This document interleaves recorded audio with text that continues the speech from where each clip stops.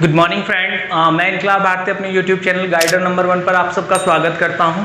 दोस्तों, आज की इस वीडियो में हम लोग मैथ का एक नया टॉपिक स्टार्ट करने जा रहे हैं। जो हमारा टॉपिक क्या है, चक्रवर्ती ब्याज या कंपाउंड इंटरेस्ट जिसको हम लोग कहते हैं। ठीक है, देखिए सबसे पहली बात मैं आप लोगों को बता देना चाहूँगा कि आज की जो हमारी क्लास है वो एक बेसिक क्लास है और इस क्लास में जो आप लोगों को पढ़ाया जाएगा वो कंपाउंड इंटरेस्ट से रिलेटेड जितनी भी बातें होंगी वो बहुत इंपॉर्टेंट होंगी। तो दोस्तों, इस वीडियो को आप बिल्कुल भी स्किप मत करना, या वीडियो को पूरा जरूर देखें अगर आप लोगों को कंपाउंड इंटरेस्ट को बहुत बेहतर तरीके से समझना है। देखिए, एक ऐसा टॉपिक है जिससे रिलेटेड अक्सर कर एग्जाम्स में बहुत ज़्यादा क्वेश्चन आप लोगों को देखने को मिलते हैं। और स्टूडेंट्स क्या करते हैं कि स्टूडेंट्स जो है वीडियो को थोड़ा सा देखते हैं, उसके बाद में वीडियो को छोड़ देते हैं। तो प्लीज़ मेरी आपसे रिक्वेस्ट है, भले ही आप आगे की वीडियो देखें ठीक से या ना देखें, लेकिन इस वीडियो को पूरा जरूर देखिएगा क्योंकि ये बेसिक है। ठीक है ना।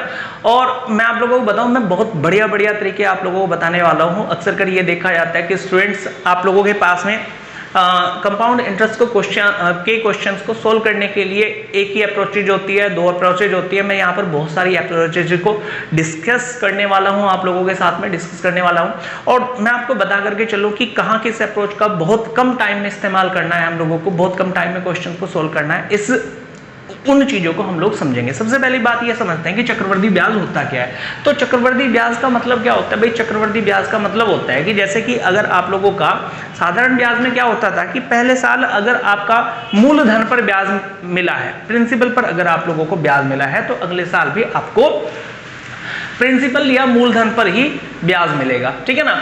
उसके बाद में क्या होता था कि आप लोगों का मूलधन पर आप लोगों को ब्याज मिलता था। लेकिन यहाँ पर क्या है कि यहाँ पर जैसे ही आप सेकंड ईयर में जाते हैं तो आपको प्रिंसिपल या मूलधन पर तो ब्याज मिलता ही मिलता है, लेकिन साथ में आप लोगों का जो ब्याज होता है, जो इंटरेस्ट होता है, उस पर भी आप लोगों को ब्याज मिल रहा होता है। और फाइनली अगर हम लोग देखते हैं तो फाइनली हमारे पास में क्या आता है निकल करके, फाइनली हम लोगों के पास में एक जो है मिश्र धन आता है जिसको हम लोग अमाउंट कहते हैं। तो सारी चीजें आप लोगों ने पिछली वीडियो मैं मानता हूं कि साधारण ब्याज की देख ली होंगी, अगर नहीं देखी है तो उनको भी देखिएगा आप लोग। चलिए चलते हैं, स्टार्ट करते हैं आप लोगों का टॉपिक। ठीक है ना। सबसे पहली बात यहाँ पर अगर इस टॉपिक में हम लोग बात करें तो इंपॉर्टेंट चीज होती है स्टूडेंट्स आपका दर। देखिए दर क्या होती है? दर का मतलब होता है भाई आपका 100 रुपए पर जितने रुपए हम लोगों को मिलते हैं वही क्या कहलाती है? हम लोगों की दर कहलाती है। ठीक है ना। दर क्या होती है? तो मैं ये कह सकता हूँ कि भाई आप लोगों का मान लीजिए 100 रुपए पर हमें एक वर्ष में 10 रुपए मिले। 100 रुपए पर हमें एक वर्ष में कितने रुपए मिले हैं? 10 रुपए मिले हैं। ठीक है ना। तो आपसे अगर पूछा जाए कि भाई दर कितनी है, तो आप ये कह सकते हैं कि सर दर हो गई है 10%। ठीक है ना।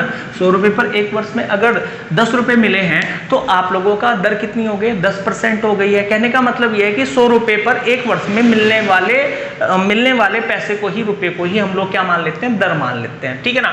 अब यहाँ पर अगर मैं बात करूं आप लोगों से, तो यहाँ पर मैं एक चीज समझ रहा हूं स्टूडेंट्स कि ये मेरा 0 वर्ष है, 0 वर्ष है। मैंने ये मान लिया कि ये मेरा 0 वर्ष है। ठीक है ना। और ये हो गया मेरा 1 साल यहाँ पर कंप्लीट, यानी कि 1 साल हो गया है भाई। यहाँ पर मैंने क्या किया? धन दिया है, और धन देने के बाद में यहाँ पर मेरा 1 वर्ष क्या हो चुका है? पूरा हो चुका है। ठीक है ना। यानी कि ये कितने वर्ष की बात हो रही है? 1 वर्ष की बात हो रही है। ठीक है। तो 1 वर्ष में मैंने ऐसा माना है कि भाई मेरे पास में क्या है, मुझे 100 रुपए पर एक वर्ष में मुझे 100 रुपए पर कितने, मेरी दर जो है वो कितनी है? दर है 10%। 10% होने का मतलब क्या हो गया कि 100 रुपए पर मुझे कितने रुपए मिल रहे होंगे? 100 रुपए पर मुझे 10 रुपए मिल रहे होंगे। अगर दर को मैं आपका फ्रैक्शन में चेंज करता हूं तो मुझे ये पता है कि 1/10 हो जाएगा। अगर ये 1/10 हो गया है तो मैं ये कह सकता हूं कि मेरा जो धन था वो मैंने 10 दिया था, और 1 वर्ष बाद वो धन बढ़ करके कितना हो गया है भाई? 11 हो गया है। ठीक है ना। ये कब की बात हो रही है? ये हो रही है आपके 1 वर्ष की बात। ठीक है ना। 1 ईयर की बात हो रही है। अगर मैं आप लोगों का दूसरे ईयर की बात करता हूं तो दूसरे ईयर में क्या करूंगा मैं? जो हमारी ईयर होगी उसको हम पावर में ले लेंगे, यानी कि घात में ले लेंगे। तो 10 का क्या कर दूंगा मैं? स्क्वायर कर दूंगा। ये कब है? सेकेंड ईयर की बात हो रही है। ठीक है ना। तो यहां पर भी क्या होगा?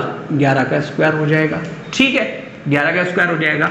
अगर मैं बात करता हूं आप लोगों का थर्ड ईयर की, यानी कि 3 वर्ष के बाद, तो मैं क्या करूंगा? ईयर को मैं क्या कर दूंगा? पावर में ले लूंगा, यानी कि थर्ड ईयर की बात हो गई है। तो ये कितना हो जाएगा आप लोगों का? 11 का क्यूब हो रहा होगा। ठीक है। इन चीजों को और अच्छे तरीके से समझने के लिए हम लोग और अच्छे से चलते हैं। चलिए देखिए, जैसे कि अगर हम लोग बात करें, मैंने आपको ये बताया भाई ये हमारा 0 वर्ष है, यहाँ से हमने धन को दिया था, ठीक है ना। तो आपको पता है कि 1 वर्ष में जो धन है हमारा, 1 साल में हमारा धन 10 से कितना हो रहा होगा, 11 हो रहा होगा, 11 हो रहा होगा। तो यहाँ पर आप लोग एक चीज़ समझिएगा कि अगर मैं यहाँ पर देखता हूँ तो मेरा धन कितना हो गया, 121 हो गया। इधर कितना हो गया भाई, मेरा धन 100 हो गया, ठीक है। 100 था, 100 से बढ़कर के 2 वर्ष में कितना हो जाएगा, 121 हो जाएगा। इधर कितना होगा आप लोगों का, 1000 होगा, ठीक है, 1000 होगा।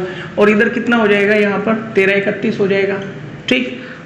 तो अब आप लोगों को मैं बताना क्या चाह रहा हूँ, मैं ये बताना चाह रहा हूँ कि भाई 1 साल में आपका जो धन है वो कितना हो गया है, 10 से 11 हो गया है। अगर अगले 1 साल की मैं बात करूँ, अगले 1 साल की मैं बात करता हूं तो फिर से धन क्या रहेगा आपका, 10 ही रहेगा। फिर से धन क्या रहेगा आप लोगों का, 10 ही रहेगा। और ये कितना हो जाएगा भाई, 11 हो जाएगा, ठीक है ना। तो यहां पर मैं आप लोगों को, ये कब की बात है, आपका सेकेंड ईयर, ये सेकेंड ईयर, ये फर्स्ट ईयर की बात है, ये सेकेंड ईयर की बात है। तो मेरा कहने का मतलब ये है स्टूडेंट, आप लोगों का ये जो धन है, 1 साल बाद जो धन है आप लोगों का वो 10 से 11 हुआ है, ठीक है ना। और अगले 1 साल में क्या हुआ है, फिर से 10 से 11 हुआ है। लेकिन ये धन तो हमारा क्या होना चाहिए, इक्वल होना चाहिए, सेम होना चाहिए। लेकिन ये हमारा यहाँ पर सेम नहीं है। तो सेम बनाने के लिए क्या कर लेते हैं हम लोग, इसमें 11 से गुना कर लेंगे, इसमें 10 से गुना कर लेंगे। अगर यहाँ 10 से गुना हुई है तो यहाँ पर भी क्या करेंगे, 10 से गुना कर लेंगे। और यहाँ पर 11 से गुना हुई है तो यहाँ पर भी 11 से गुना कर लेंगे। तो हम ये पाएंगे कि भाई यहाँ पर हमारा ये कितना हो जाएगा, 100 हो जाएगा। और ये कितना हो जाएगा आपका, 121 हो जाएगा। तो मेरा कहने का मतलब ये है कि जैसे आप लोगों को ये पता है, जैसे कि आप लोगों को पता है कि भाई 1 साल बाद धन कितना हो गया आप लोगों का, 10 से 11 हो गया है, ठीक है ना।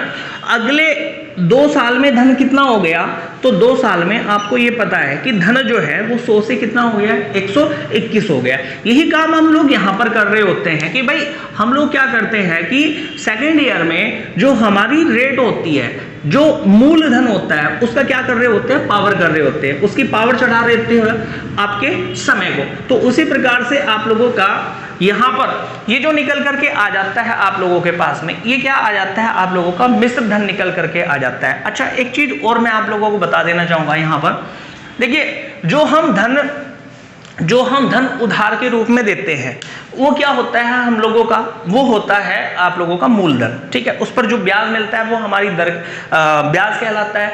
इसके अलावा अगर हम मूलधन में ब्याज को जोड़ देते हैं तो हमारी वो क्या बन जाती है, मिश्र धन बन जाता है, अमाउंट बन जाता है, ठीक है ना। अब इन्हीं चीजों को और ज्यादा क्लियर करने के लिए मैं आप लोगों को एक और तरीका बताता हूँ कि एक और तरीके से कैसे हम इन चीजों को सोल्व कर सकते हैं। देखिए मैंने आपको क्या बताया भाई आप लोगों को फर्स्ट ईयर की मैं बात कर रहा हूँ, मैं आपके सेकेंड ईयर की बात कर रहा हूँ, ठीक है ना। हमें 100 रुपए दिए हैं ब्याज पर, ठीक है ना। तो 100 रुपए दिए हैं तो आपको पता है कि भाई रेट कितने की है, 10% की है। रेट अगर 10% की है तो पहले साल में हमें ब्याज कितना मिलेगा, 10 रुपए मिलेगा भाई, ठीक है ना। अच्छा 10 रुपए मिलेगा तो उसके बाद में क्या होगा स्टूडेंट्स, अगले दूसरे साल में हमें ब्याज 10 रुपए तो मिलेगा ही मिलेगा। लेकिन ये जो आप लोगों का 10 है, इसका 10% अगर हम लोग निकालते हैं तो कितना आता है आप लोगों का, 1 आ जाएगा। अगर हम लोग जोड़ देते हैं किसको, आपका मूलधन कितना था, 100 था, ठीक है। टोटल ब्याज कितना बन गया हमारा भाई, 20 और 1 21 बन गया है। 21 को अगर हम लोग जोड़ देते हैं तो हमारा कितना आता है, 121 आता है, जो किसके बराबर है, इसके बराबर है। यानी कि 2 साल बाद हमारा धन कितना हो जाएगा, अगर हमारा धन 100 है तो 2 वर्ष बाद कितना हो जाएगा, वो 10% की रेट से 121 हो जाएगा। तो मेरा आप लोगों से कहने का मतलब यही है कि इन्हीं अप्रोचेज का हम लोग यूज करेंगे, इन्हीं अप्रोचेज के थ्रू हम लोग क्वेश्चन को सोल्व करेंगे और ये देखेंगे कि बहुत कम टाइम में हम कैसे मेंटली ही इन क्वेश्चंस को सोल्व कर जाते हैं। सबसे बड़ी बात यही होती है स्टूडेंट्स कि आप लोगों का हम लोगों को जो क्वेश्चंस हैं वो मेंटली ही सोल्व करने हैं, मतलब कि आप पेन पेपर का यूज ना करें, मेंटली सोल्व कर जाए तो ज़्यादा बेहतर होगा, आपका टाइम सेव होगा और आप एग्जाम में बहुत तेजी से आगे ग्रो कर रहे होंगे। सो गाइज आप लोगों का आगे चलते हैं और अगली वीडियो में हम लोग जो है क्वेश्चंस को देखेंगे, क्वेश्चंस को समझेंगे कि किस तरह के क्वेश्चंस इन पैटर्न पर हम बहुत तेजी से सोल्व करते हैं, चीजों को समझते हैं, ठीक है ना। तो वीडियो को लाइक कीजिएगा, वीडियो को शेयर कीजिएगा, और जो भी स्टूडेंट्स पहली बार इस चैनल पर आया है वो चैनल को सब्सक्राइब जरूर कर लीजिएगा। कमेंट्स करके बताइएगा हमारा वीडियो आप लोगों को कैसा लगा। Thank you very much.